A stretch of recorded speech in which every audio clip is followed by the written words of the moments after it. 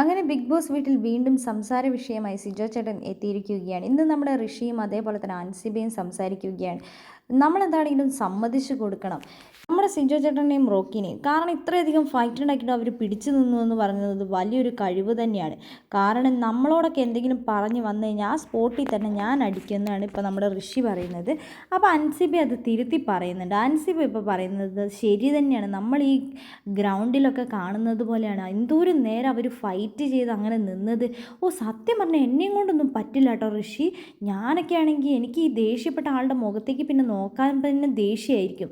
ഞാനൊക്കെ അവിടെ നിന്ന് അങ്ങ് മാറുകയാണ് ചെയ്യാന്ന്. അപ്പോൾ നമ്മുടെ ഋഷി പറയുന്നുണ്ട്, ജിൻഡോ ചേട്ടനും ആ റോക്കിയും കൂടെ കാണിച്ചത് കണ്ടില്ലേ, കയറി വാ, നീ തുടരാന്നൊക്കെ പറഞ്ഞുകൊണ്ട് നിൽക്കുന്നത്. അവരെ സമ്മതിക്കണം ശരിക്കില്ലെന്ന് നമ്മുടെ റോക്കി. അൻസിബ ആദ്യമായിട്ടാണ് സിജോയിനെ കുറിച്ച് നല്ല കാര്യം പറയുന്നത്. എന്താണെങ്കിലും രണ്ടുപേരെയും സമ്മതിച്ചിട്ടുണ്ട്. ഇന്ന് എന്താണെങ്കിലും ബിഗ് ബോസ് വീട്ടിൽ സിജോയിനെ കുറിച്ച് ഒരുപാട് ടോക്ക് നമ്മൾ കേട്ടതാണ്.